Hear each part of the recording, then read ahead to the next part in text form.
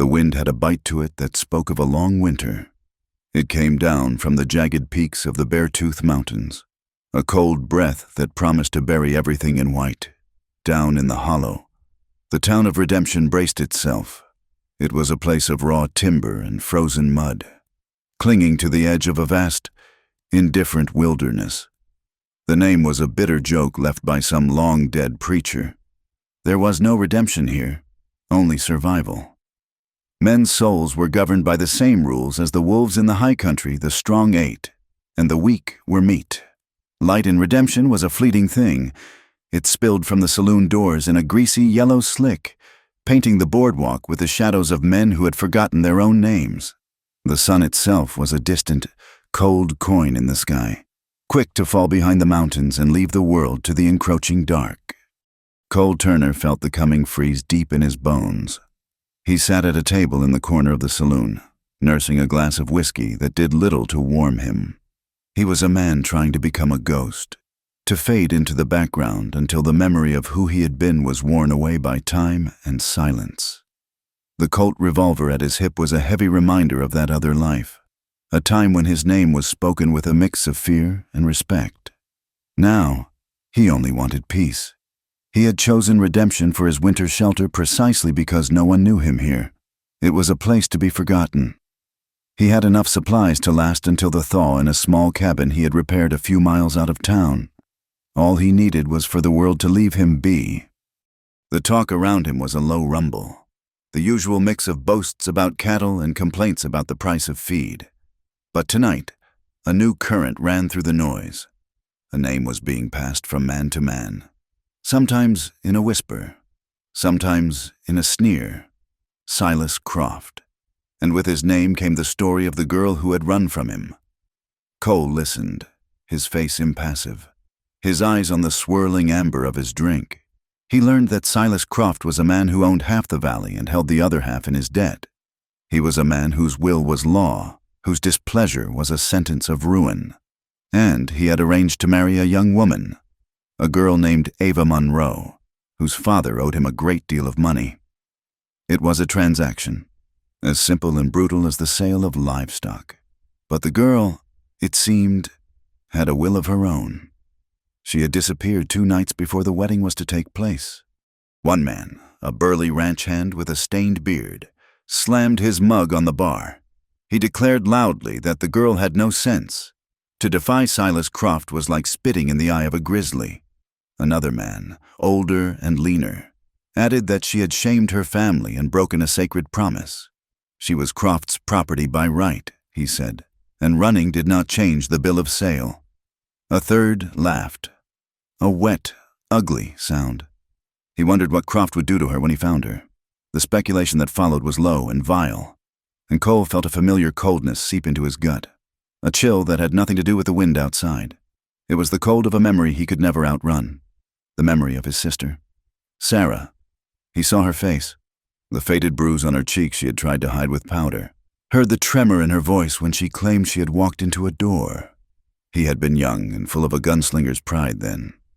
He had told her to be strong, to stand up for herself, not understanding that some cages are built of more than iron bars. He had not saved her. He had been 100 miles away, chasing a reputation, when her husband's final rage had taken her life. The guilt of it was a weight that had settled permanently in his chest. He pushed the thoughts away and drained his glass. He had no business with this girl. Ava, her troubles were not his. He had learned the hard way that stepping into another person's fight only got you blood on your hands. He was done with fighting. He was done with everything but breathing and waiting for the snows to pass. He stood up, tossing a coin on the table, and made for the door. The cold that hit him on the boardwalk was clean and sharp, a welcome change from the sour air of the saloon. The sky was a deep, starless indigo, and the wind moaned through the gaps between the buildings. He pulled his hat down low and started walking toward the livery stable where he kept his horse. That was when he saw her. She was standing in the shadows of the general store's porch, a lone figure wrapped in a thin shawl that was no match for the wind. The faint light from the store's window illuminated her face, and he saw that she was young, younger than he had imagined. Her hair was the color of dark honey, and it was coming undone from its pins, whipped across her cheeks by the wind. Her eyes were wide and hunted, scanning the street as if she expected a monster to leap from every shadow. She was not looking for a monster. She was looking for a place to go. As he watched, the store owner, a stout man named Jedediah, came to the door. He held a broom in his hand and spoke to her in a low voice that still carried on the wind. Cole could not hear the words, but the meaning was clear enough in the man's hard face and the sharp, shooing gesture he made with the broom. He was turning her away. She stepped back from the porch, her shoulders slumped. She looked up and down the muddy street, at the closed doors and dark windows. Redemption had closed its heart to her. She was an outcast, a pariah, marked by the sin of disobedience to a powerful man. Cole saw a group of men stumble out of the saloon, their laughter loud and coarse. They saw her, and their laughter changed, becoming something predatory. They started toward her, their steps unsteady but their intent clear. Cole felt the world slow down. He saw the fear that seized her features, the way she froze, a doe cornered by hounds. He saw his sister's face again, superimposed over hers, a ghost from a past he could not escape. His instinct screamed at him to keep walking, to get his horse and ride out to the safety of his cabin, to pull the silence around him like a blanket and forget what he had seen. This was Silas Croft's town, and this was Silas Croft's business. Intervening would be an act of madness. It would mean trading his quiet winter for a world of trouble. He had no gun for hire anymore. He was just a man. But another part of him, a part he thought had died with Sarah, refused to move. It was the part that knew what it was to be alone and afraid, to be judged by a world that did not care about justice, only power. It was the part that remembered the vow he had made over his sister's grave, a vow to never again stand by and do nothing. He did not draw his weapon. He did not shout. He simply changed his direction, his worn boots making a soft, steady sound on the wooden planks of the boardwalk. He walked toward the men who were now circling the girl, their words turning to crude invitations. He moved without haste, his presence a sudden, quiet intrusion into their sport. They turned as he approached, their drunken grins faltering as they took him in. They saw a tall stranger in a dusty coat, a man whose face was shadowed by the brim of his hat. They saw the calm in his eyes, a calm that was more unnerving than any open threat. And they saw the way his hand rested, not on his gun, but near it, a casual promise of violence held in reserve. Cole did not speak to them. He did not need to. He simply looked at them, one by one, his gaze lingering for a moment on each face. It was a look they understood. It was the look of a man who had seen death up close and was not impressed by its lesser agents. One of the men mumbled something and shuffled backward. Another followed his lead, suddenly finding the dirt on his boots to be of great interest. Within moments, they had dispersed, melting back into the shadows they had come from, leaving only the girl and the stranger in the middle of the street. She was staring at him, her chest rising and falling quickly. He could see the terror still in her eyes, but now it was mixed with confusion. She did not know who he was or why he had helped her. He did not offer any explanation. He just gave her a slight nod, a small, almost imperceptible acknowledgement, and then he turned and continued on his way to the livery stable. He could feel her watching him until he disappeared into the darkness of the barn. As he saddled his horse, the scent of hay and leather filling his nostrils, he cursed himself for a fool. He had wanted peace, and instead, he had painted a target on his back. He had not spoken a word to the girl, had not touched her, but in the eyes of redemption, he had chosen a side. He had stood against the men of the town to protect Silas Croft's runaway property. News would travel fast. By morning, Croft would know that a stranger had interfered. The quiet winter Cole had planned for was already a fading dream. The wind howled outside the stable, and he thought he heard the first stinging pellets of snow hitting the roof. He mounted his horse and rode out of town. heading for the small point of light that was his cabin. He rode away from the girl, but he knew, with a certainty that settled like a stone in his stomach, that he had not left his troubles behind him. He had just invited them home. The shadow of the girl on the street now followed him, merging with the older, sadder shadow of his sister, and together they rode with him into the growing storm. The cabin was small, but it was sturdy. Cole had spent the better part of a month chinking the logs with mud and moss, patching the roof until it was sound. It was a fortress against the coming winter, a place of deliberate solitude. But as the storm hit with the force of a physical blow, the little cabin felt less like a fortress and more like a ship lost in a vast, roaring sea of white. The wind screamed through the pines, a sound like a soul in torment. Snow drove against the single window pane, a relentless, whispering siege. Cole stoked the fire in the stone hearth, the flames a pocket of warm, dancing life in the immense, frozen dark. He had made it back before the worst of the weather. His horse stabled and fed in the lean-to. He had everything he needed, and yet he could not find peace. He paced the confines of the small room, from the hearth to the door, the floorboards groaning under his weight. Every time the wind shrieked, he thought he heard a human cry. He saw the face of the girl, Ava, in the flickering shapes of the fire. He saw her standing alone in the street, a fragile defiance against a town that had turned its back on her. He had walked away. That was the smart thing to do. That was the necessary thing to do for a man who wanted only to be left alone. But the memory of his intervention, the silent confrontation with those men, clung to him.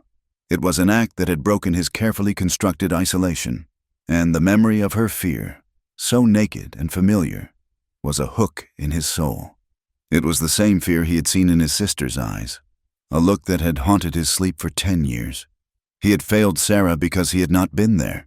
Tonight, he had been there, and he had simply walked away. The thought was a burr under his skin, an irritant he could not soothe. He tried to reason with himself. The girl was not his concern. She had made her choice, defying a man like Silas Croft. She had to have known there would be consequences. This world did not make allowances for a woman's will, especially when it ran contrary to a man's power. Cole knew this better than most. He had seen it written in the laws of nature and the crueler laws of men. To survive, you minded your own affairs. You did not invite trouble to your door, especially when it wore a pretty face and was owned by the most powerful man in the territory. But reason was a thin shield against the storm of his conscience. The wind clawed at the cabin door, rattling the latch, and with each gust, the image of her grew stronger in his mind.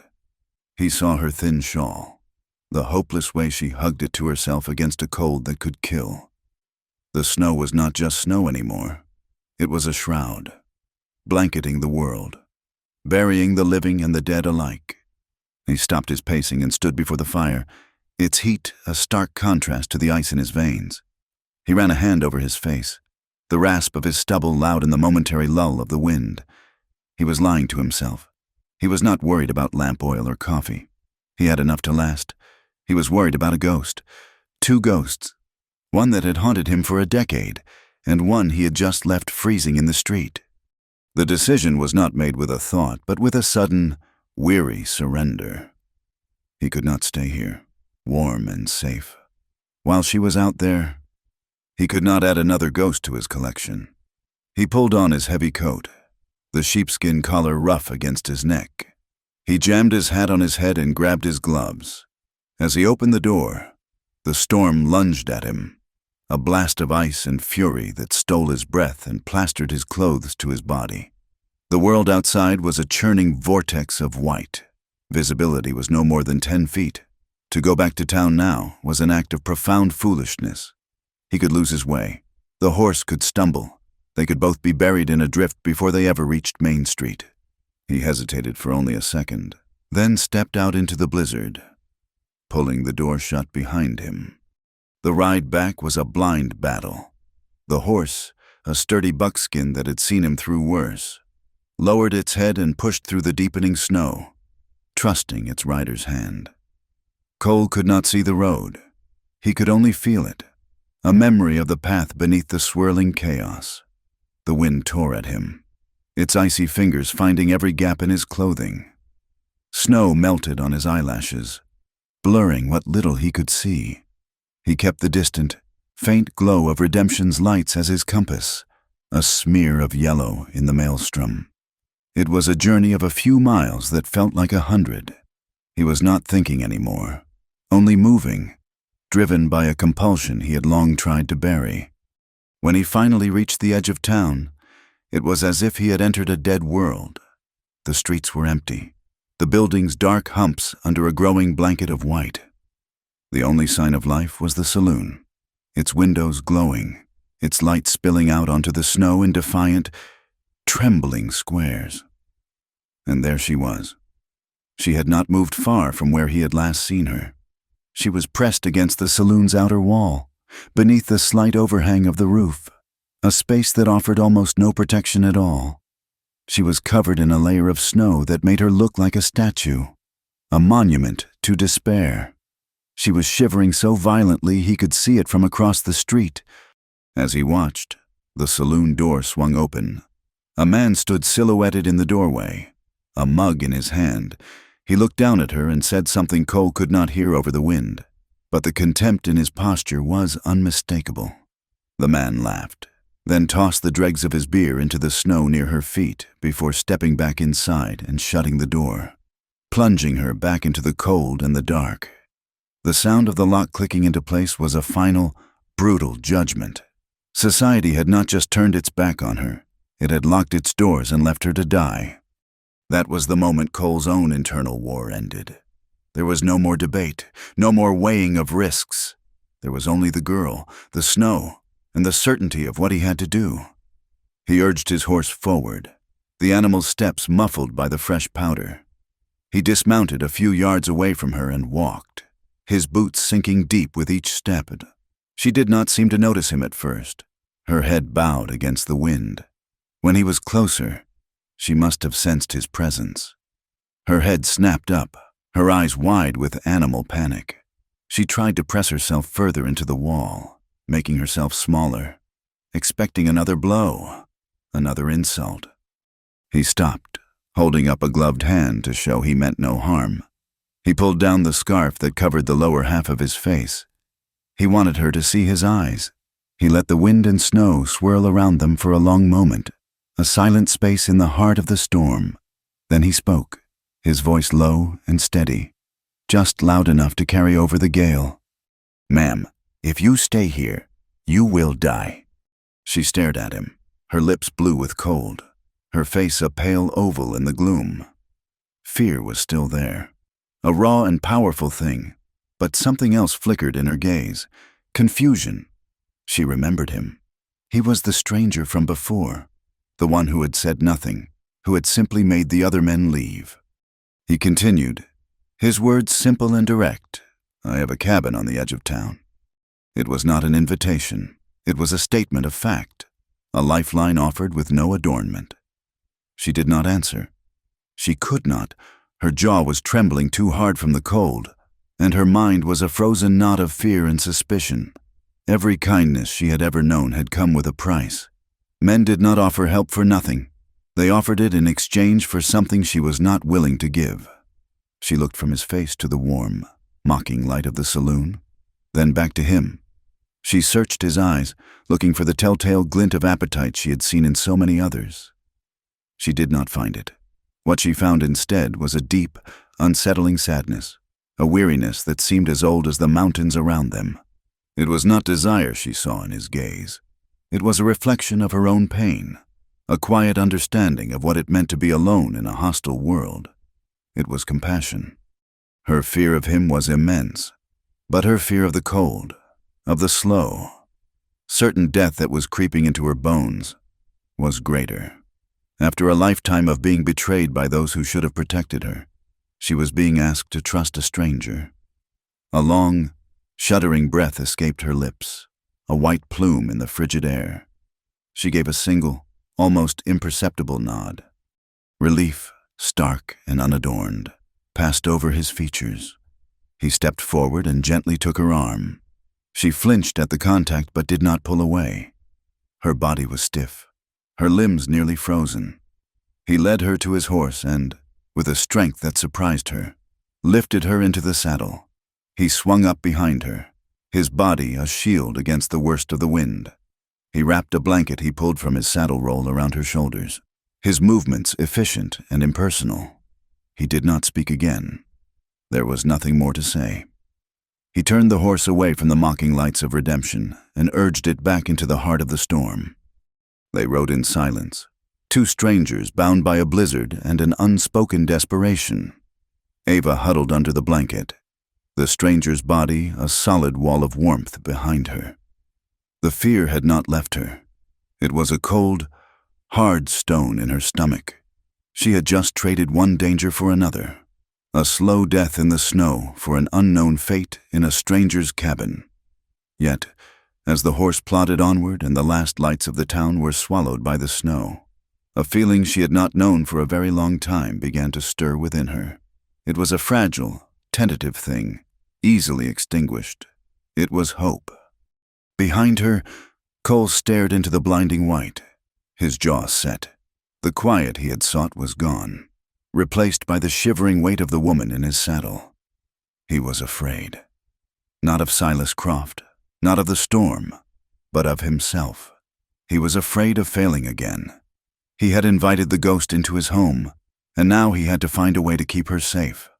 Not just from the blizzard, but from the world, and perhaps even from himself.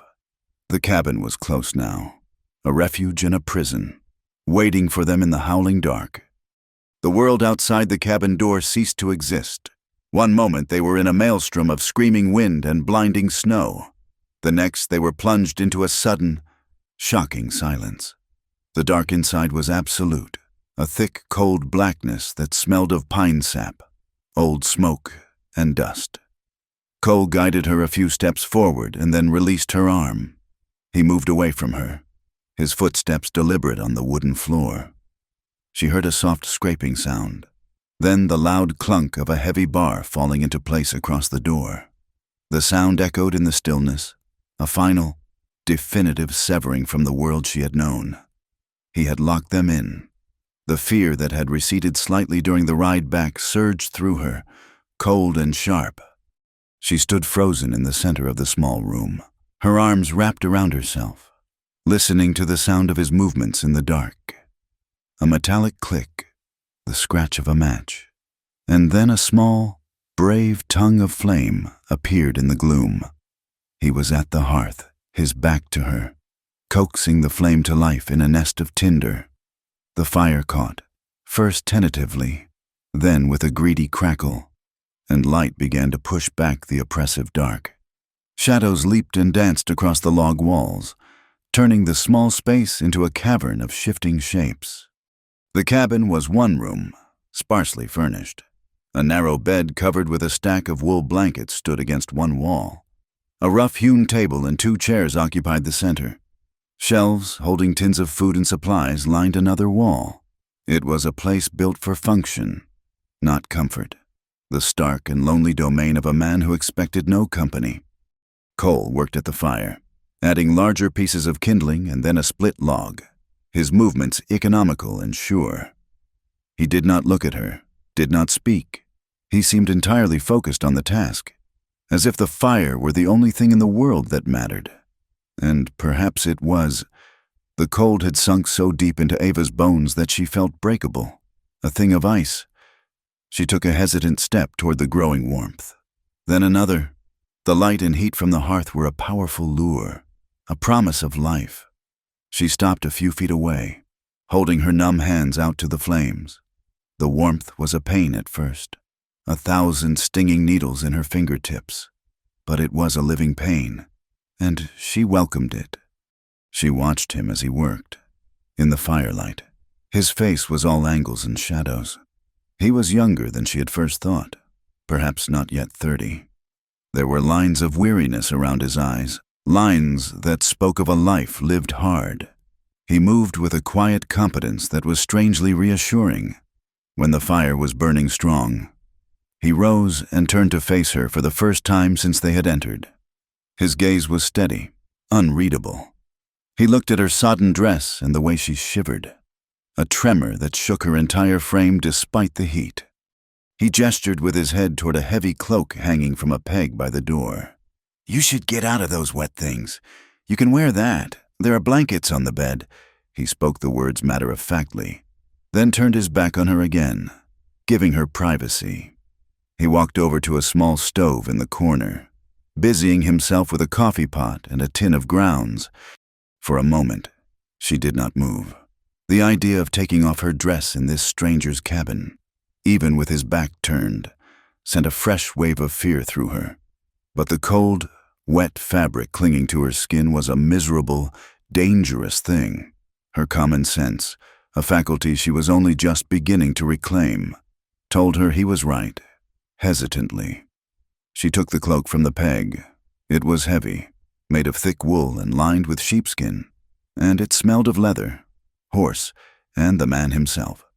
She retreated to the darkest corner of the cabin, her back to him, and with fumbling, half-frozen fingers, she unbuttoned her dress. It fell in a damp pool around her ankles. She quickly wrapped the enormous cloak around her shivering body, its warmth and weight a sudden comfort. She took one of the blankets from the bed as well, wrapping it over the cloak, and then returned to her place by the fire, huddling on the stone hearth. The silence returned, broken only by the crackling of the logs and the unending howl of the wind outside. It was not an empty silence. It was a third presence in the room, a heavy blanket of unspoken questions and unexamined fears. Cole brought 2 tin mugs of steaming black coffee to the table. He set them down and then sat in one of the chairs, his back still mostly to her. He did not tell her to come, did not invite her. He simply left the mug for her, an offering without obligation. Ava watched him for a long time.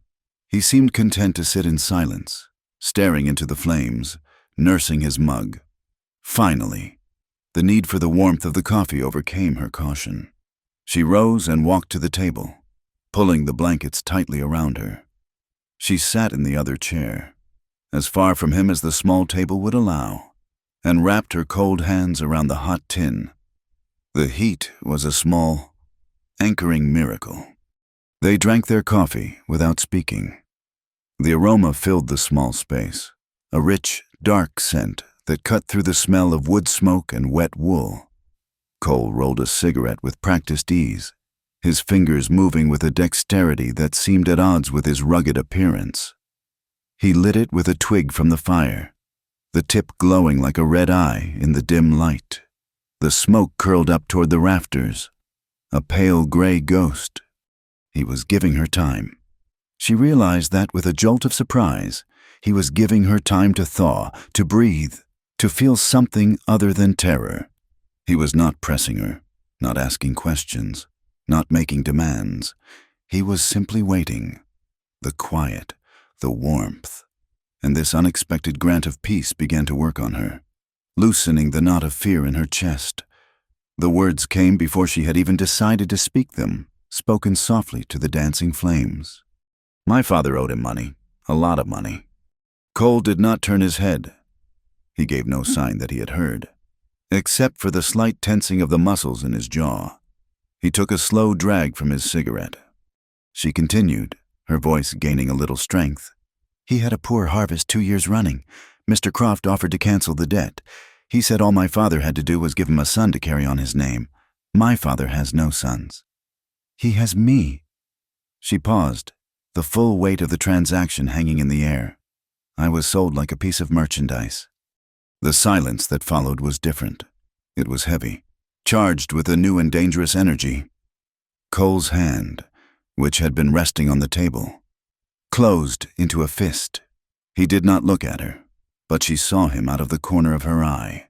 His other hand went to his side, his fingers brushing against the worn leather of his gun belt, a gesture so natural and ingrained it was like breathing. In the firelight, she saw a flicker of something in his eyes, a banked fire of his own. It was not pity. It was a cold, hard rage, so profound and so tightly controlled it seemed to suck the air from the room. It was the anger of a man who understood her story on a level she could not have anticipated.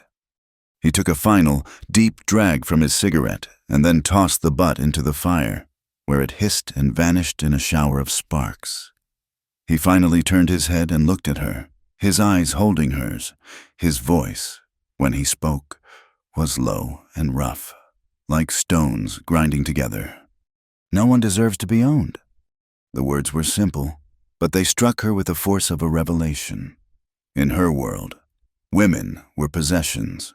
They belonged to their fathers, then to their husbands. The idea of being her own person, of owning herself, was a concept so foreign it had never occurred to her. Yet, this stranger, this quiet man with a gunman's eyes, had just stated it as an irrefutable truth. In that moment, the thin, fragile line between fear and trust began to dissolve. She was still afraid, but not of him. He stood up, breaking the spell. "I have some stew. You should eat." He moved to the hearth and lifted a heavy iron pot from a hook over the flames.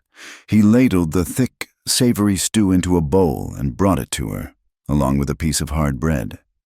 He set it before her and then returned to his own chair, turning it so that he faced the fire, giving her a measure of privacy once more. She ate, the warmth of the food spreading through her, chasing away the last of the deep chill. As she ate, she watched him. He was a man of ghosts. She realized she could see them in the way he stared into the fire, in the profound sadness that settled in his features when he thought no one was watching. He was a man who had brought a ghost home, and he was living in a cabin full of them. But for the first time in a very long time, she did not feel like a ghost herself. She felt real. She felt seen. When she was finished, he took the empty bowl from her without a word. He gestured to the bed. "You take that. I will sleep here, by the fire." It was not a request. It was a quiet command, an arrangement of their new world. She did not argue. She was exhausted, her body and spirit worn thin by days of fear and flight. She rose and went to the bed, climbing under the heavy wool blankets. From there, she watched him spread his own bedroll on the floor before the hearth, his back to her. He checked the action on his revolver, a familiar, metallic set of clicks in the quiet room, before placing it on the floor beside him. Then he lay down, a dark shape against the flickering orange light.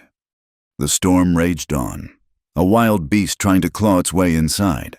But in the small cabin, a fragile peace had settled. It was the peace of a temporary truce, a shared sanctuary between two souls adrift in a merciless world. Ava lay in the dark, listening to the man's steady breathing and the crackle of the fire. The two sounds a strange and comforting lullaby. The fire was life. It was warmth. And in its unsteady, dancing light, a tiny, fragile seed of trust had been planted in the frozen ground of her heart. The storm did not break. For 2 days it held the world in its grip, a relentless siege of wind and snow. The cabin became an island in a white ocean, a self-contained universe with its own rhythms and its own silent language, a routine formed without discussion, born of necessity. Each morning, Cole would rise before the light, his movements quiet so as not to wake her. He would rebuild the fire from the glowing embers, the scrape of the shovel a soft greeting to the new day. He would venture out into the blinding swirl only as far as the wood pile or the lean-to, returning with his arms full of logs, his eyebrows and shoulders white with snow. Ava learned to anticipate the needs of their small world. She kept the kettle full of melted snow and learned the heft and feel of the cast-iron skillet. She found a sack of flour and, with hesitant hands, began to make bread, the simple, physical act of kneading the dough and anchor in the swirling chaos of her thoughts.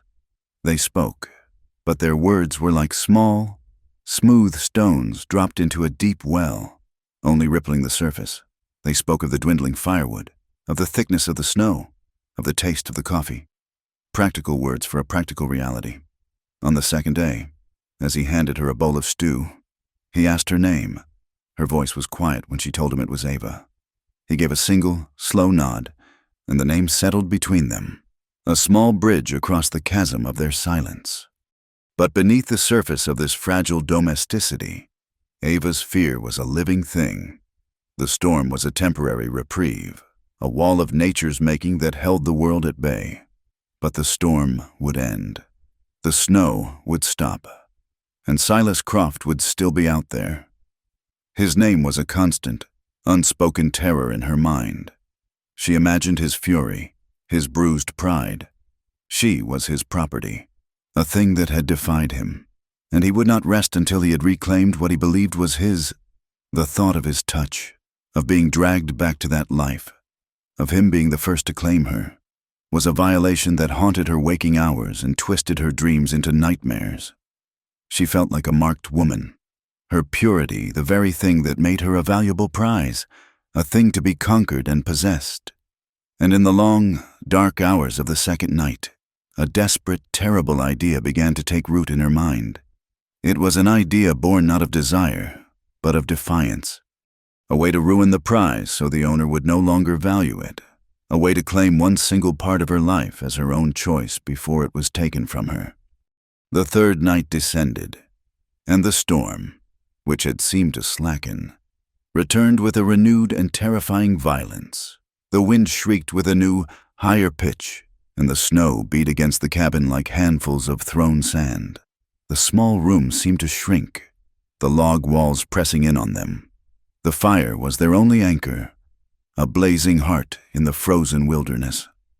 Cole sat on the floor, cross-legged, cleaning his revolver with a slow, methodical patience. The lamplight and the firelight glinted off the oiled steel, a reminder of the man he had been, the violence he was capable of. Ava sat on the hearth, wrapped in the heavy wool blanket, watching the flames. She was trembling, though not from the cold. The fire's warmth was a deep comfort, but it could not reach the chill that had settled in her soul. The light played across her face, illuminating the pale, translucent quality of her skin, the dark circles under her eyes, and the profound sadness that had taken up permanent residence there. She had been turning her desperate idea over and over in her mind until it was smooth and hard, and the only thing left.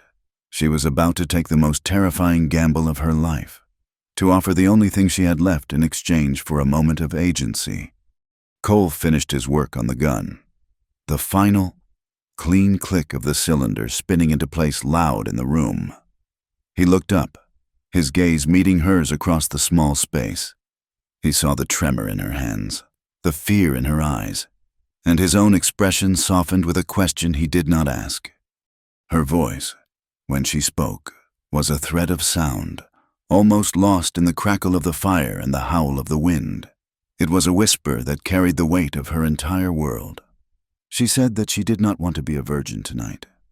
The words fell into the silence between them and lay there, stark and shocking.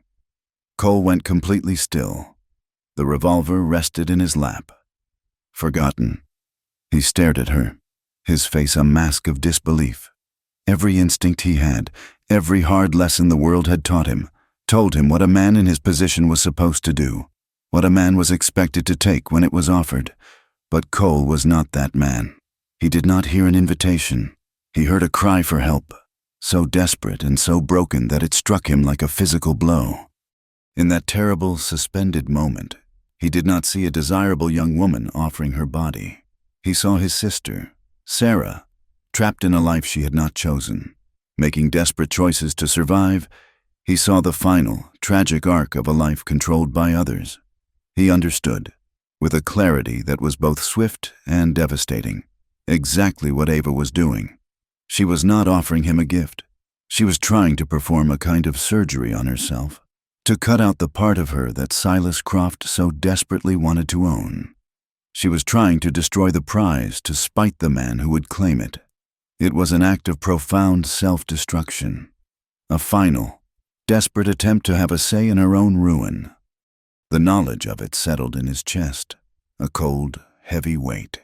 He rose to his feet, not with the quickness of a man seized by passion, but with the slow, deliberate movements of a man carrying something fragile and immensely sad. Ava watched him, her heart hammering against her ribs.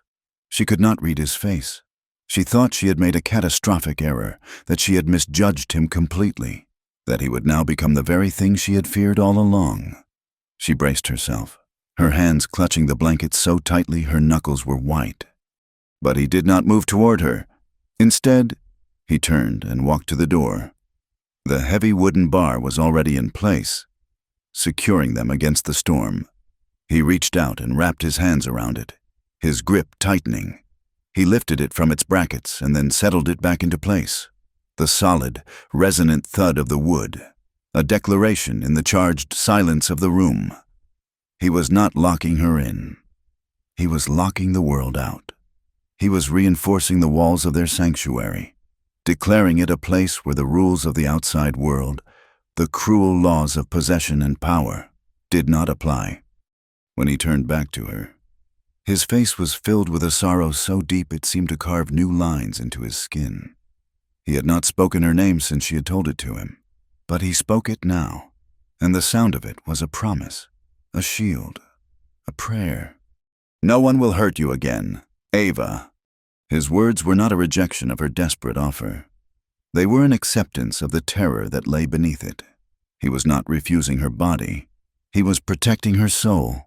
He was telling her that she did not need to destroy herself to be free, that he would stand between her and the man who wanted to own her. The truth of his action, of his words, broke through the layers of her fear and desperation. The tension that had held her rigid for 3 days finally snapped. A single tear escaped and traced a path down her cheek, then another and another. A great, shuddering sob shook her body, a sound of grief and loss, but also of a profound, heart-shattering relief. She was not being judged. She was being understood. He did not move to comfort her, did not try to touch her. He knew that to do so now would be a violation of the trust he had just forged. He stood by the door, a silent sentinel, and let her weep. He let her mourn the innocence she had been so willing to sacrifice, the choices she had been forced to make, the life that had been stolen from her. In his eyes, she was no longer just a girl running from a powerful man. She was a reflection of his own deepest failure, and in saving her, he was reaching back through time, trying to atone for the sister he could not save. They found each other in that moment, not in the heat of desire, but in the cold, shared landscape of their pain. 2 damaged souls, 2 ghosts in a storm-tossed cabin, recognizing the wounds in each other. He, the man running from the violence of his past, and she, the woman running from the violence of her future. Outside, the snow fell thicker and harder than ever before, burying the world in a deep and silent white. But inside the cabin, the storm had finally broken. When Ava's tears subsided, she looked at him, her eyes red and swollen but clear for the first time. There were no more words to say. He gave her a small, sad nod of understanding, and then he walked back to his bedroll on the floor. She returned to the bed. The physical distance between them remained, a testament to his respect. But the cabin was no longer a space of fear and uncertainty. He had locked the door not to possess her, but to protect her, and in that act, he had not claimed her. He had set her free. The silence was the first thing Ava noticed. It was a physical presence, a profound and absolute stillness that pressed in on her ears. The storm had passed. She opened her eyes to a world remade in white. Sunlight, brilliant and merciless, poured through the single window, striking a bar of dust motes dancing in the air and illuminating the small cabin with a dazzling, unfamiliar light. For a long moment, she lay perfectly still, cocooned in the heavy wool blankets, feeling a sense of peace so deep it was almost unnerving. She had survived. The memory of the previous night returned, not with the sharp sting of fear, but with a strange, liquid warmth. She remembered his voice, his quiet declaration that locked out the world and all its dangers. She felt as if she had been held all night, not by his arms, but by his promise. She turned her head. Cole was already awake. He sat in one of the rough-hewn chairs, his back to the wall, a tin mug of coffee cradled in his hands. He was not looking at her, but staring out the window at the blinding, sunlit snow. He was a sentry, a guardian who had watched over her while she slept. A fragile, tentative trust bloomed in her chest, a feeling so new and delicate she was afraid to breathe on it. Then the light changed. As the sun climbed higher, it chased the soft shadows from the corners of the room, and with the shadows, her sense of peace fled. The brilliant clarity of the morning brought with it a different kind of clarity, a harsh and humiliating self-awareness. She remembered her whispered words, her desperate, shameful offer. A hot blush crept up her neck and spread across her face, a wave of mortification so intense it made her feel sick. What must he think of her? He had saved her life, given her shelter, and she had tried to repay him in the only currency she thought she had. She had offered herself to him like a saloon girl, a desperate transaction to avoid a worse one. His kindness now seemed like a form of pity, his respect a gentle rebuke of her shamelessness. The fragile trust of a moment before shattered into 1,000 pieces of guilt. She pulled the blankets tighter, wishing she could disappear into their coarse, dark warmth. She could not look at him. She could not face the man who had seen the ugliest, most desperate part of her. She lay there, feigning sleep, listening to the soft sounds of his presence, the scrape of his mug on the table, the rustle of his clothes as he shifted his weight, the slow, steady rhythm of his breathing. Finally, he rose. She heard him move to the hearth, his boots soft on the floorboards. He stirred the fire, adding a fresh log. The scent of wood smoke filled the air. He did not speak to her, did not try to wake her. He simply began the morning's routine, a quiet acceptance of her presence that was, in its own way, more agonizing than any spoken judgment, unable to bear the pretense any longer. She sat up, keeping the blanket wrapped tightly around her shoulders like a shield.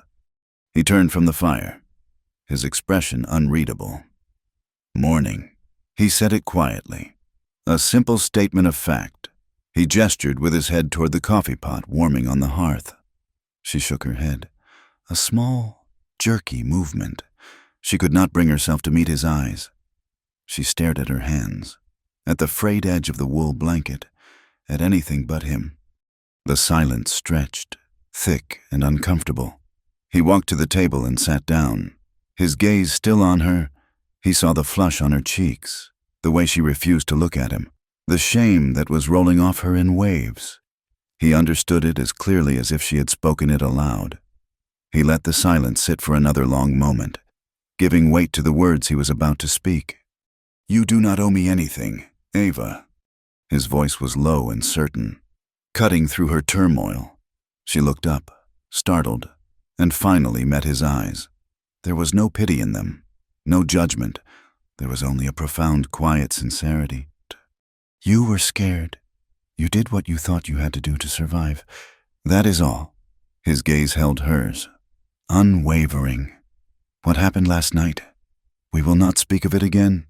It is forgotten." He paused, and his next words were the foundation of a new world. All you have to do is live. Her shame did not vanish, but the crushing weight of it lessened. He was not just offering her forgiveness. He was offering her a future, a life free from the debts and transactions that had defined her existence. He was telling her that her life had value in and of itself, not as something to be traded or sold. A tear she did not know she was holding back slipped down her cheek. She quickly brushed it away, but not before he saw it. He gave a slight nod, a silent acknowledgement of the truce they had just made. And then he turned away, giving her space to collect herself. In the days and weeks that followed, the cabin became a school, a workshop, a place of quiet transformation. The world outside remained a frozen, silent wilderness, but within the 4 log walls, a new life was being built, piece by piece, from the raw materials of trust and shared labor. He began to teach her, not with the formal instruction of a schoolmaster, but with the patient guidance of a man who knew the unforgiving language of survival. He started with fire. One morning, he cleared the hearth and laid out the materials, a handful of dry moss, a pile of wood shavings, a stack of kindling. He told her that fire was life, and a person who could not make their own was always at the mercy of others. She tried, her fingers clumsy and soft, the flint and steel feeling alien in her hands. Sparks flew, but they died without catching. Frustration mounted, bringing a flush of color to her cheeks. He did not mock her. He simply knelt beside her, his large, calloused hand gently guiding hers, showing her the proper angle, the right amount of force. When the tinder finally caught, a small, hopeful flicker of orange, a smile of pure, unadulterated triumph lit up her face. It was the first time he had seen her smile. He taught her to cook with what they had, how to make the salted pork and dried beans last, how to bake a dense, heavy bread in the cast-iron skillet that would stick to your ribs for hours. They ate their meals together at the small table, the silence between them no longer heavy with fear, but comfortable, filled with the small sounds of two people sharing a space and a purpose. One afternoon, he took a rifle down from its pegs on the wall. It was lighter and leaner than his Colt revolver. He led her outside into the blinding, silent world of snow. The air was so cold it burned in her lungs. He showed her how to hold the rifle, how to brace its stock against her shoulder, how to sight down the long, steel barrel. The weapon felt heavy and dangerous in her hands, an object of terrifying power. "There is a difference," he told her, his voice a low rumble in the stillness, "between being helpless and being unarmed. I cannot always be here to protect you. You need to be able to protect yourself." He set up a tin can on a distant stump. Her first shot went wide, the recoil a shocking, brutal kick that bruised her shoulder and made her ears ring. She was ready to give up, but he was patient. He adjusted her stance, corrected her grip, his touch impersonal and instructive. He told her to breathe, to squeeze the trigger, not pull it. She tried again, and again. Finally, there was a satisfying clang as the can flew off the stump. A fierce, unfamiliar pride surged through her. She was not a victim. She was a woman holding a rifle, a woman who could defend herself. He taught her to ride. He had a second horse, a calm, steady mare. He showed her how to saddle the animal, how to hold the reins, how to move with the horse's gait, to become a part of its strength. Riding beside him through the silent, snow-draped forests. She felt a sense of freedom so vast it was almost painful. For the first time, she was not running from something, but riding toward an unknown horizon. The most profound lessons took place in the evenings, by the light of the fire and a single oil lamp. He took down a worn, leather-bound book from a high shelf. It was a collection of plays by a man named Shakespeare. She could not read. The letters on the page were nothing more than meaningless black marks. Shame, a familiar ghost, returned to her. He did not shame her. He opened the book to the first page and pointed. "That is an A." His finger was rough, the nail blunt, but his touch as he guided her own finger over the shape of the letter was surprisingly gentle. He started with the basics, the sounds each letter made, the way they fit together to form words. It was slow, painstaking work. Her mind, unaccustomed to such a task, resisted, but he was endlessly patient. Night after night, he sat with her, his low voice a steady murmur as he sounded out the words, his presence a solid, reassuring warmth beside her. One night, after weeks of effort, she read her first full sentence aloud. The words were simple, but to her, they were a miracle. She looked up at him, her eyes shining with an emotion so powerful it stole her breath. He was looking at her, and in his gaze, she saw something new. It was not pity, not compassion, not even the quiet respect she had grown accustomed to. It was a soft, unguarded tenderness, a look that made her heart beat a little faster. In that moment, surrounded by the cold and the silence of the Montana winter, something new and fragile and beautiful began to bloom between them. A love born not of passion or romance, but of shared work, mutual healing, and the quiet miracle of learning to read by a fire. Their peace, however, was a fragile illusion, a temporary shelter built in the path of an oncoming avalanche. One afternoon, Cole rode out to check the line of traps he had set. The sky was a pale, cloudless blue, and the air was still. He was a few miles from the cabin when he saw them tracks. A single horse, shod with iron shoes of a type not common in Redemption. The rider had been careful, sticking to the shadows of the trees, but the snow was a merciless witness. The tracks came from the direction of the town, looped wide around the hollow where the cabin sat, and then headed back. It was a scout. Someone had come looking, had seen the smoke from their chimney, and had ridden back to report what they had found. Cole dismounted, his body tensed. He knelt and examined the tracks, his mind racing. They were a day old, maybe two. Croft's men were closing in. They knew where he was. They knew where she was. He stood up and stared back in the direction of the cabin. He could not see it from here, but he could picture it in his mind, the sturdy log walls, the plume of smoke rising from the chimney, the warm, safe light that would soon be glowing in the window. He could picture Ava inside, perhaps with the book open in her lap, her lips moving as she slowly, carefully sounded out the words. The life they had built here, this small, fragile thing, was about to be shattered. The shadow of Silas Croft, which had receded during their peaceful isolation, now loomed larger and darker than ever before. He swung back into the saddle, his face a grim, hard mask, and spurred his horse toward home. The price of their peace was coming due, and he knew it would be paid in blood. The peace was a lie, and Cole knew it the moment he rode back into the blighted town of Redemption. He had left Ava at the cabin with the rifle and a quiet promise to return before nightfall, telling her he needed to check a rumor at the general store. In truth, he needed to look into the eyes of the enemy, to measure the threat that had been a formless dread and give it a name and a face. He tied his horse in front of the livery, a place of neutral ground, and walked the muddy, half-frozen street toward the saloon. Its doors were a mouth, and inside, the town's rotten heart was beating. He pushed through the doors and was met with the familiar wall of noise and stale air. He kept his hat low, his shoulders slumped just enough to make him seem smaller, less of a threat.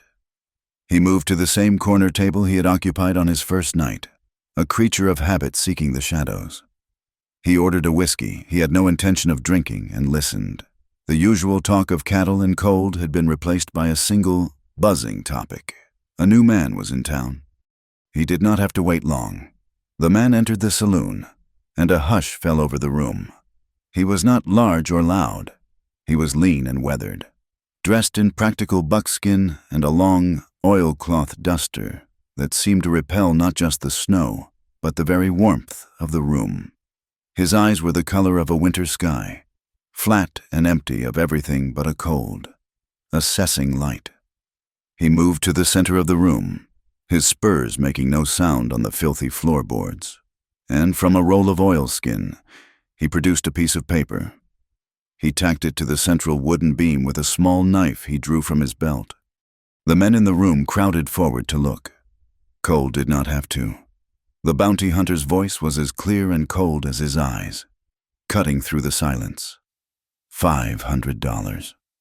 His words were clipped, devoid of emotion, for the return of the woman, Ava Monroe. He paused, letting the sum sink in, letting the greed take root in the room. He then added the final, damning phrase, the words that turned a search into a hunt for an animal, property of Silas Croft. Cole felt the blood drain from his face. This was it. The abstract threat had been given a price. Every desperate man in this town, every ranch hand looking for a winter steak, was now a potential enemy. He saw their faces as they turned from the poster, their eyes gleaming with a new and ugly light. They were already spending the money in their minds. Ava was no longer a person to them. If she ever had been, she was a payday. He laid a coin on the table and stood, melting out of the saloon as quietly as he had entered. The cold air outside was a slap, but it did not clear his head. His mind was a maelstrom. He had to get back. He had to get to her. He untied his horse with frantic, clumsy fingers and swung into the saddle. The ride back to the cabin was a desperate, punishing blur. He pushed the horse harder than he ever had, the animal's breath pluming in the frigid air, its hooves churning through the deep snow. The trees were a green and white smear on the edge of his vision. Every shadow seemed to hold a threat. Every gust of wind sounded like the hoofbeats of pursuit. He burst through the cabin door without warning, the heavy wood slamming against the inside wall. Ava leaped to her feet, the book she had been reading falling to the floor. She had been in their small, safe world, and he had just shattered it. He saw the fear and confusion in her eyes as she took in his wild expression, the frantic heaving of his chest. "Pack up." His voice was a raw, urgent command, stripped of all the gentleness she had come to know. "We have to go now." She did not question him. She saw the truth of their danger in his face. Her own went pale, but her hands were steady, while he threw ammunition, dried meat, and a small medical kit into a saddlebag. She rolled their wool blankets into tight bundles. She moved with a quick, focused efficiency that made his heart ache with a fierce, terrible pride. The girl he had found shivering outside a saloon was gone. In her place was a woman who was ready to fight. Within minutes, they were mounted, the two horses restless in the cold. Cole took one last look at the small cabin, their sanctuary, now a trap they were lucky to have escaped. He led the way, not back toward the town, but up into the high, unforgiving country of the mountains. Their only chance was to lose themselves in the wilderness, to find a pass that would take them out of this valley and away from Silas Croft's reach forever. They rode hard for hours, the silence broken only by the creak of leather and the muffled plod of hooves in the snow. The sun began to sink, painting the snow-covered peaks in shades of rose and violet. A beautiful, mocking farewell. As twilight deepened, the wind picked up, a high, keening sound that whipped at their faces and drove the cold deep into their bones. They were climbing a long, exposed ridge when Ava looked back, her breath caught in her throat. Far below, moving fast, were 4 dark figures against the white snow. "They have found us," she said, her voice small but steady. Cole had already seen them. He did not waste time with a reply. He urged his horse faster, into a desperate, lunging gallop. The ridge offered no cover. They were etched against the snow, perfect targets against the darkening sky. The first shot was a flat crack that echoed off the mountains, unnaturally loud in the vast silence. A puff of snow erupted a few feet from his horse's head. Ava flinched but did not cry out. She clung to her horse, her eyes fixed on Cole's back, a beacon of trust in a world that had gone mad. Another shot whizzed past his ear with an angry hum. He drew his Colt, firing back over his shoulder, not aiming to hit, but to slow them, to make them take cover. They were in a running gunfight now, a desperate race for a stand of thick pines he could see at the end of the ridge. It was their only hope for cover. The wind howled, a physical force trying to tear them from their saddles. Bullets kicked up snow around them, whining like angry hornets. They were almost to the trees. Another 100 yards. He glanced back at Ava. Her face was a pale oval, her hair a wild banner in the wind, but her eyes were wide and fixed on their goal. They were going to make it. A wave of hope, fierce and reckless, surged through him. He saw a flash of orange from the riders below. Another muzzle blast. This time he did not hear the shot. He felt it. It was a hot, tearing impact in his side, a brutal punch that stole his breath and sent a wave of fire and ice through his entire body. A grunt of pure, animal pain was torn from his throat. His vision blurred, the world tilting at a sickening angle. The reins went slack in his hand. He was falling. The last thing he saw before the world went black was the endless, indifferent white of the snow rushing up to meet him. He fell, a dead weight from the saddle, and landed in a deep drift, the pure white, instantly, horribly stained with a blossoming flower of crimson. Ava screamed his name, a raw, ragged sound torn from the depths of her soul. For a single, frozen moment, she was the helpless girl again, watching her only protector fall. The riders below, seeing him go down, let out a triumphant yell. They were closing in for the kill. Then, something inside her broke. Or perhaps something was forged. The terror was still there, a shrieking thing in the back of her mind. But another voice, a voice that sounded remarkably like his, calm and steady, rose above it. Survive. Her hands, which had been frozen on the reins, moved. She wheeled her horse. Grabbing the reins of his riderless mount, she did not run. She slid from the saddle, landing in the snow beside him. She pulled the rifle from his saddle scabbard, the rifle he had taught her to use. She knelt beside him, using his still form as a rest. The men were coming up the slope. She raised the rifle, the stock cold and hard against her cheek. Breathe, squeeze, do not pull. His words were a litany in her mind. She fired, not at the men, but at the snow just ahead of them. The shot was a clear, defiant crack. They faltered, surprised. She fired again, and a third time, the bullets kicking up plumes of white, making them think they were riding into a prepared ambush. They reined in, taking cover behind a rock outcropping, their greed warring with their caution. It was the only chance she would get.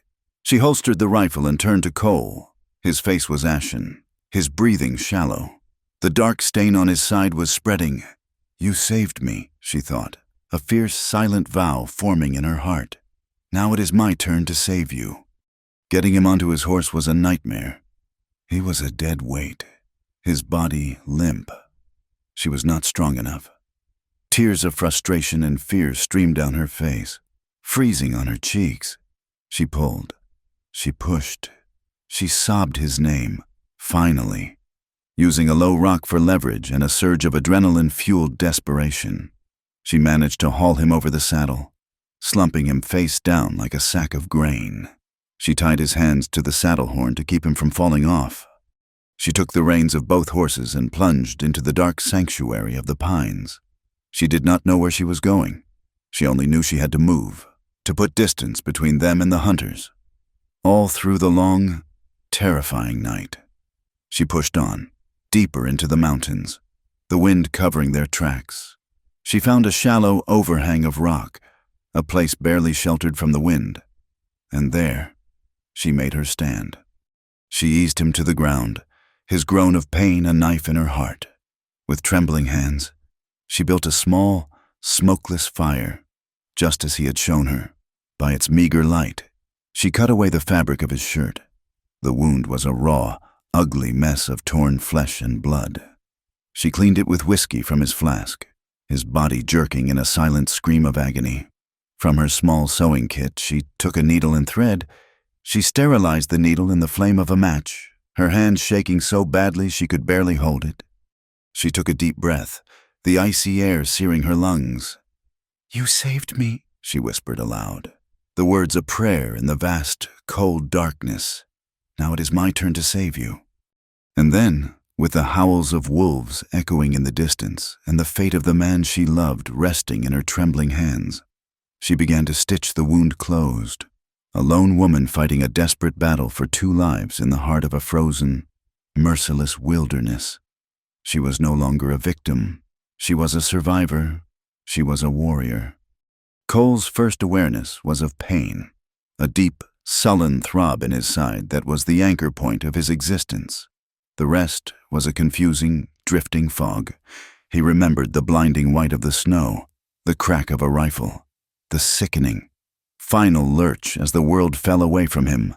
After that, there were only fragments, like shards of a broken mirror reflecting a nightmare.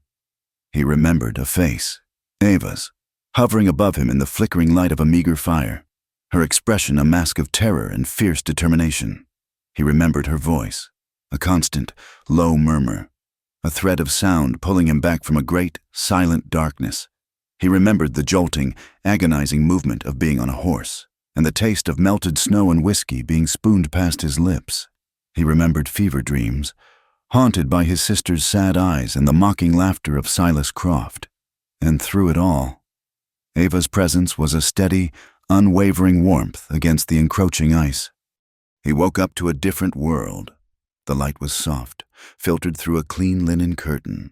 The air did not smell of pine and blood, but of beeswax and dried herbs. He was lying in a real bed, a mattress filled with straw and feathers that felt impossibly soft beneath him.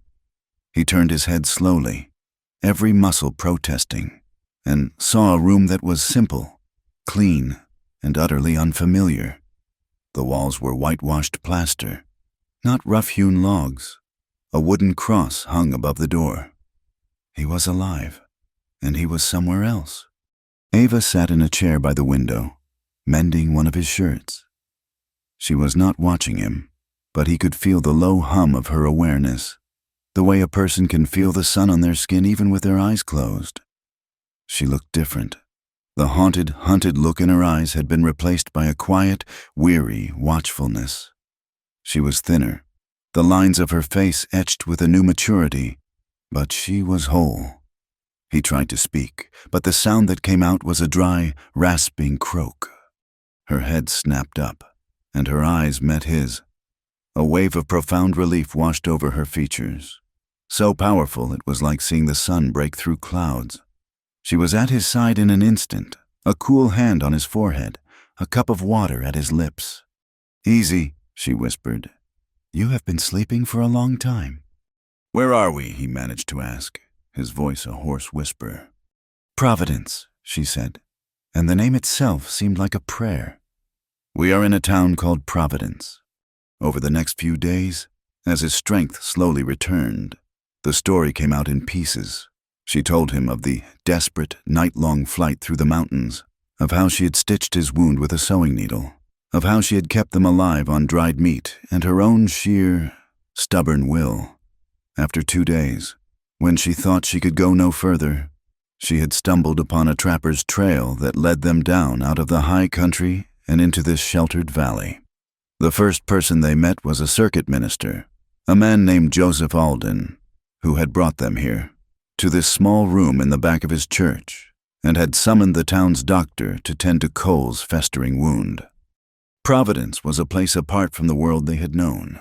It had been founded by a religious group seeking a haven from the greed and violence of the frontier. It was a town of wide, clean streets, of simple, sturdy houses, and of a quiet, industrious people who lived by a code of mutual support and unshakable faith. There was no saloon, only a meeting hall. The sound that drifted on the air was not the tinny piano of a brothel, but the steady ringing of the blacksmith's hammer and the tolling of the church bell. For Cole and Ava, it was like stepping into another country. As Cole healed, a slow and painful process, he watched Ava find a new place for herself. She was drawn to the minister's wife, a kind, pragmatic woman named Eleanor Alden. Eleanor ran an informal network, a quiet railroad of her own, that helped women who found themselves in desperate situations, women fleeing the same kind of brutal arrangements that had almost claimed Ava. Ava, with her first-hand knowledge of that particular fear, became an indispensable part of this work. She did not preach or offer pity. She offered a quiet, steady presence, a shared understanding that was more powerful than any sermon. She taught the new arrivals how to cook on a wood stove, how to mend their clothes, how to read the labels on a can of goods. She was giving them the same tools of survival that Cole had given her. She was no longer a refugee. She was a beacon. Cole's own transformation was quieter, more internal. One afternoon, when he was strong enough to walk without leaning on her, he took the Colt revolver from his saddlebag. He sat by the fire, just as he had on that first night in the cabin, and slowly, methodically, he cleaned it. The feel of the oiled steel, the familiar heft of it in his hand, was like a conversation with a ghost. This gun had been his companion, his protector, his identity. It was the tool of a life that had brought him nothing but grief. He thought of the bounty hunter in the saloon, of the men who would kill for $500, of the casual brutality that governed the world he had come from. And he thought of Sarah. When the gun was clean, he did not return it to its holster. He wrapped it in an oiled cloth and placed it at the bottom of a small wooden chest that held his few possessions. He closed the lid, the soft click of the latch a final, quiet farewell to the man he used to be. The next day, he walked to the town's carpenter and asked for work. He had strong hands and a good eye, and he was willing to work for less than the going rate. He started by sweeping sawdust and stacking lumber, but soon his natural aptitude became clear. He learned to measure twice and cut once, to join wood with a precision that was a kind of art. He found a deep, quiet satisfaction in the work, in the scent of fresh-cut pine, in the solid, tangible act of building something new. He was trading the destructive power of the gun for the creative power of the hammer and saw. It was a form of penance, a way to mend his own broken soul by mending the world around him, one sturdy chair and one solid roof beam at a time. Months passed. The deep snows of winter melted, revealing the rich, dark earth. The aspens on the hillsides turned a vibrant, trembling green. The quiet, steady rhythm of life in Providence began to feel like home. The love between Cole and Ava was a thing that was never spoken of, but it was the bedrock of their new existence. It was in the way she brought him a hot meal at the workshop, in the way he saved a piece of particularly beautiful wood for her to admire, in the shared silence as they sat together in the evenings, reading from the book he had saved from the cabin. One evening, Ava was mending his old, heavy coat, the one he had been wearing when he was shot. The fabric was torn and stained, and she was patching it with a piece of sturdy canvas. As she worked on the inside lining, her fingers brushed against a stiffness in the breast pocket. Curious, she worked her fingers into the seam and pulled out a small, folded piece of paper. It was a letter. The paper was old and soft, worn thin at the creases. The ink was faded, the handwriting a delicate, looping script. She sat down by the fire, the same fire where he now sat on the floor, patiently planning a piece of oak, with a sense of trespassing on holy ground. She carefully unfolded the letter. Her reading was still slow, her lips moving as she sounded out the more difficult words, but she could make her way. The letter was dated 10 years prior. It was signed, "Your loving sister, Sarah." She read, and as she did, the final piece of the puzzle of Cole Turner slid into place with a sickening, heartbreaking click. The letter was full of a desperate, veiled pleading. Sarah wrote of her loneliness, of her husband's dark moods, of a fall down the stairs that had left her bruised for a week. She wrote of her love for her brother, of her pride in the name he was making for himself. But beneath the brave words was a cry of terror so profound it seemed to rise from the faded ink. She was asking for help in the only way she knew how, in a language of hints and half-truths, afraid to speak plainly of the prison her life had become. Ava's hands began to tremble. She looked from the brittle paper to the man on the floor. She looked at his broad, strong back, at the patient, methodical way his hands moved over the wood, shaping it, smoothing it. She understood everything now. She understood the ghost that lived in his eyes, the deep well of sadness he carried.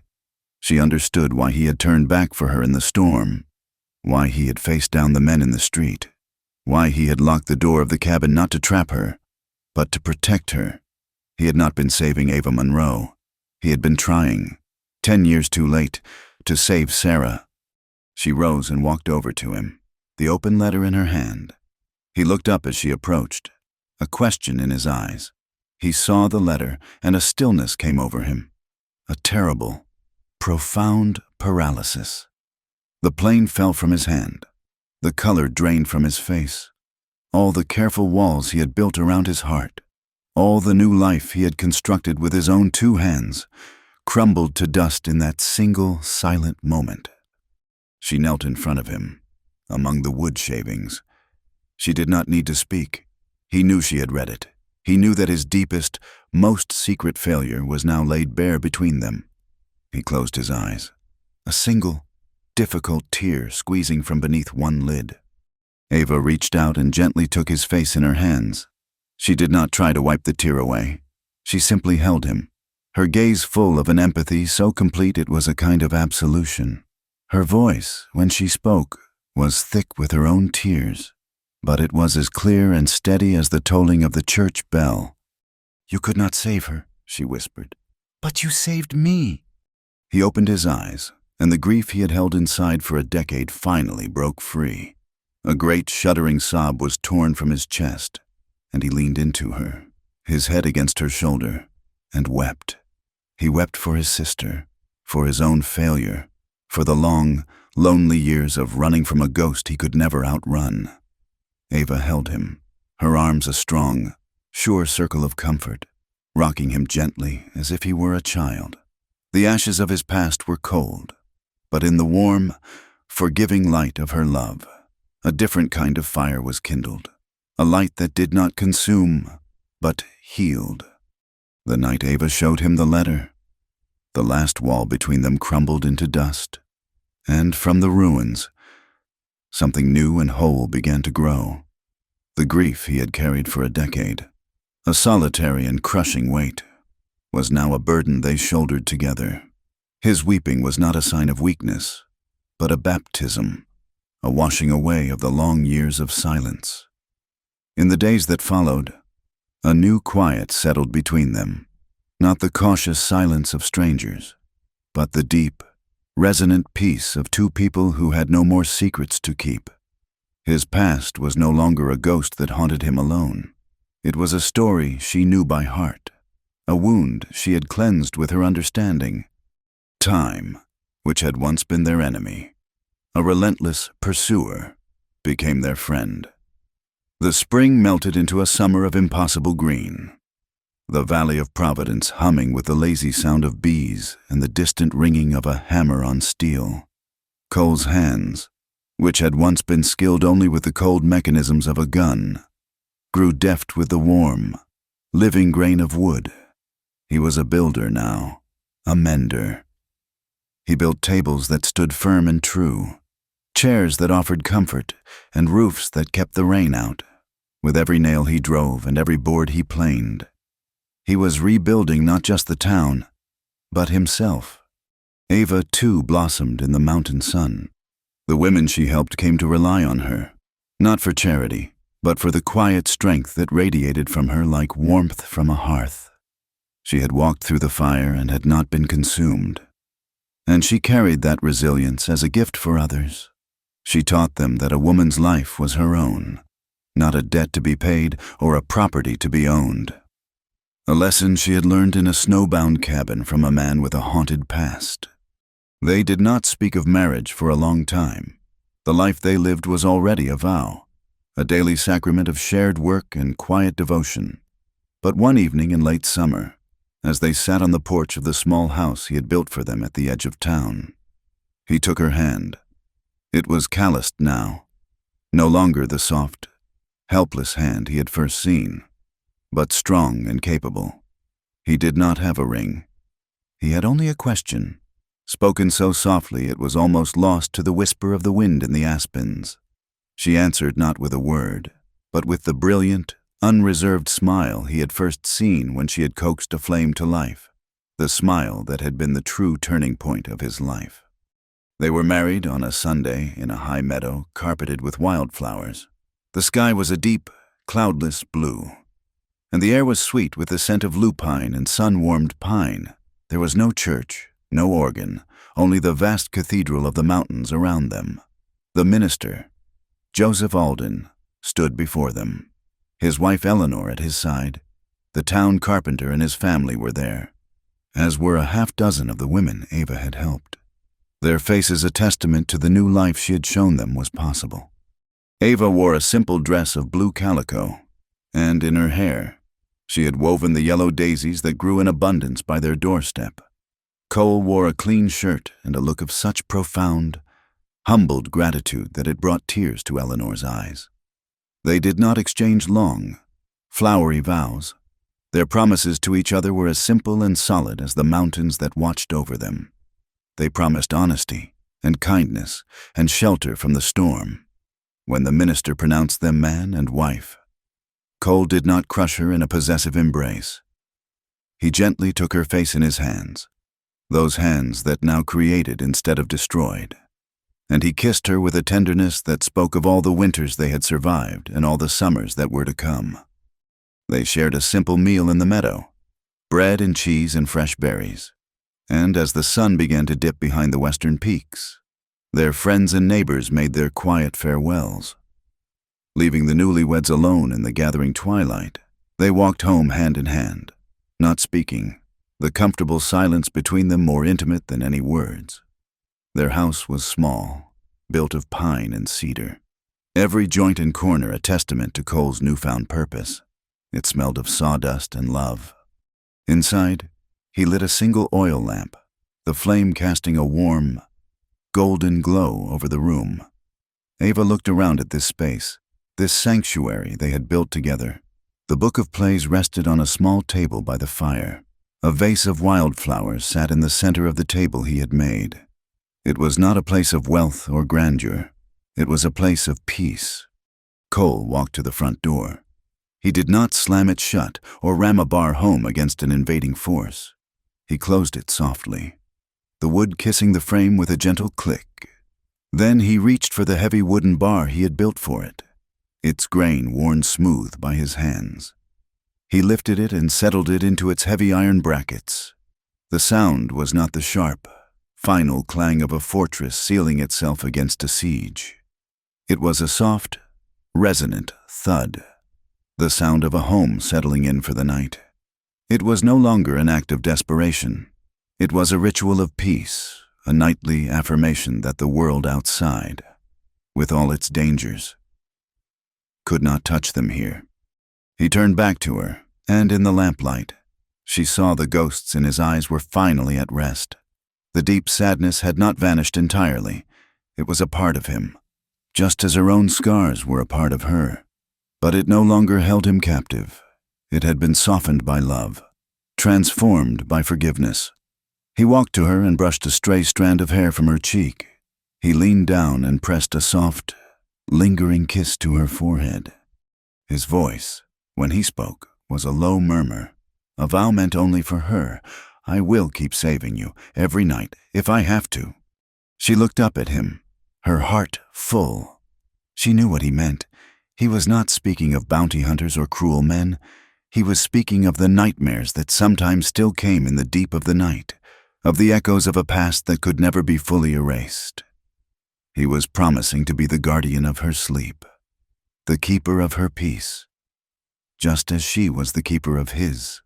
Outside, the vast, untamed wilderness of the West stretched out under a blanket of stars. It was still a land of harsh beauty and sudden violence, a place where the law was often just a suggestion and a man's life could be worth less than the price of a good horse.